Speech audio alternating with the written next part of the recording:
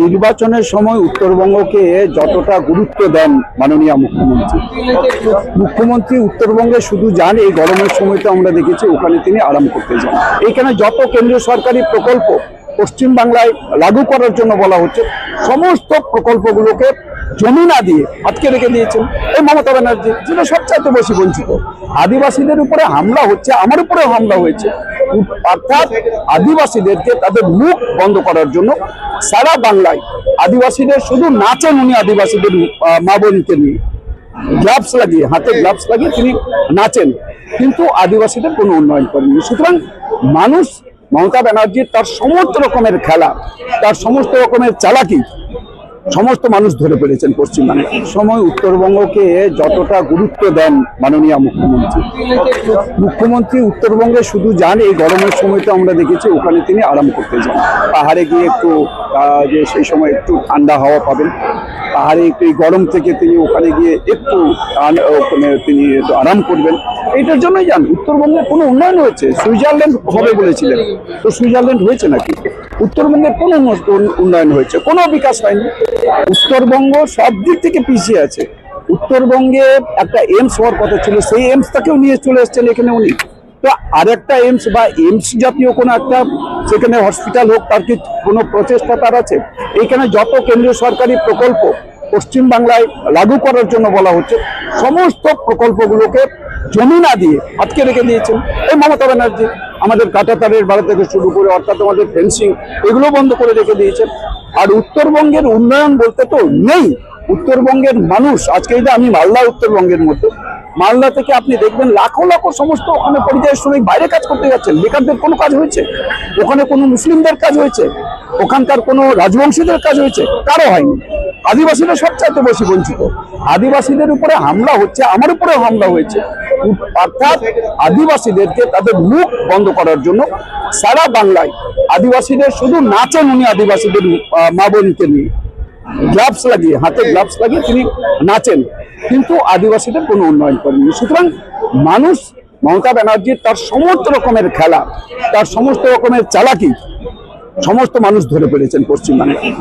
ওই জন্য পশ্চিমবাংলার মানুষ তারা হচ্ছে মমতা ব্যানার্জিকে আজকে হচ্ছে যে তাকে ক্ষমতা ব্যানার্জি বলছেন, ধাপ্পাবাজ ব্যানার্জি। সুতরাং তৃণমূল কংগ্রেসের কোনো সুযোগ নেই এবং তৃণমূল কংগ্রেসকে কেউ রক্ষা করতে পারবে না। যতই শক্তিতে প্রয়োগ করুক, যত এখানে বাবরি মসজিদ তৈরি ইত্যাদি সমস্ত করুক, হুমায়ুন কবিরকে কাজে লাগাক, সেটা কোনো লাভ হবে না। তৃণমূল কংগ্রেস হারছে, হেরেই গেছে এবং তৃণমূল কংগ্রেস শুধু চাওয়ার অপেক্ষা, শুধু সময়ের অপেক্ষা। তৃণমূল কংগ্রেস চলেই গেছে পুরোপুরি ভাবে, তার হচ্ছে চট্টিমূর্তি উঠছে চলে যেতে হবে, এই একটা পরিস্থিতি গোটা পশ্চিমবাংলায় বিরাজ করছে।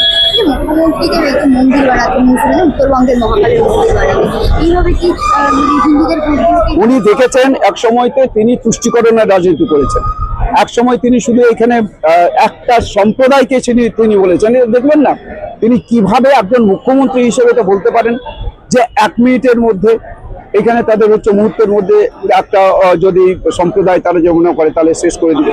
তো এইগুলো 12টা বাজিয়ে দিতে পারে, 13টা বাজিয়ে দিতে পারে, এই সমস্ত বলতে পারেন। একজন মুখ্যমন্ত্রী এটা বলতে পারেন? তিনি এখানে প্রশাসনের তিনি দায়িত্বে আছেন, তার তো দায়িত্ব পশ্চিমবাংলার সমস্ত মানুষকে সুরক্ষা দেওয়া। তো এখানে তিনি একটা সম্প্রদায়ের কথা বলছেন, কেন বলছেন এটা? সেটা আজকে বুঝতে পারছেন যে এখানে যে একদিকে হিন্দু সনাতন ধর্মের মানুষ তারা হচ্ছে ঐক্যবদ্ধ হচ্ছেন, একটা হচ্ছেন, তাই তার ভয় পেয়েছে, তাই তিনি ওখানে কোথাও মন্দির বানাচ্ছেন, কোথাও প্রতিশ্রুতি দিচ্ছেন, এই সমস্ত বলছেন। উনি তো নিরপেক্ষ থাকার কথা, তার রাজধর্ম পালন করার কথা, রাজধর্ম তো পালন করেননি পশ্চিমবাংলায়।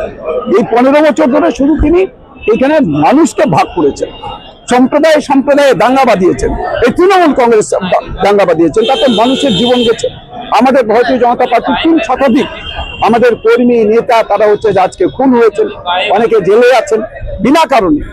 আমাদের অনেকে দেখবেন এখনো হচ্ছে যে হাসপাতালে মৃত্যুর সঙ্গে পাঞ্জা লড়ছে, পুলিশকে ব্যবহার করেছে। সুতরাং পশ্চিমবাংলায় কোনো আইন কানুন বলে কিছু নেই। পশ্চিমবাংলাকে পুরোপুরি ভাবে জঙ্গলের রাজত্বে কায়েম করেছে তৃণমূল কংগ্রেস, এটা মানুষ বুঝেছে।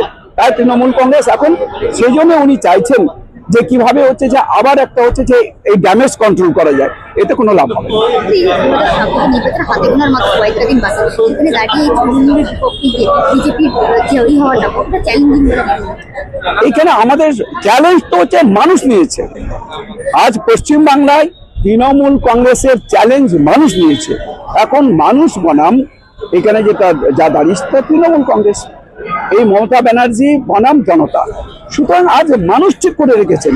আমরা ভারতীয় জনতা পার্টি তো সারা বছর প্রতিদিন প্রতিটা মুহূর্তে মানুষের সঙ্গে আছে, আমরা লড়াই আছে, মানুষকে সুরক্ষা দেওয়ার জন্য আমরাই চেষ্টা করছি। কেন্দ্রীয় সরকার বারবার যেখানে যা যা এখানে উন্নয়নের কথা বলেছেন, এখানে উন্নয়ন সমস্ত স্তব্ধ হয়ে গেছে, বন্ধ হয়ে গেছে। তৃণমূল কংগ্রেস করতে দিচ্ছে না, মানুষের সুযোগ সুবিধা থেকে বঞ্চিত করছে। যেমন আয়ুষ্মান ভারত যোজনা, আচ্ছা সবচাইতে বড় যোজনা, যে যোজনা থেকে মানুষকে এখানে বঞ্চিত করেছেন এই তৃণমূল কংগ্রেস। এর ফলে হচ্ছে যে আজ হিন্দু মুসলিম সবাই আজকে বঞ্চিত হয়েছে। তাই মানুষ আজ ঠিক করে রেখেছেন তৃণমূল কংগ্রেস বনাম জনতা, মানুষ বনাম হচ্ছে তৃণমূল কংগ্রেস। তাই তৃণমূল কংগ্রেস তাই হচ্ছে যে আজকে চলেই গেছে, শুধু সময়ের অপেক্ষা। নির্বাচনের পর দেখবেন তৃণমূল কংগ্রেস ধুয়ে মুছে সাফ হয়ে চলে গেছে। Thank you.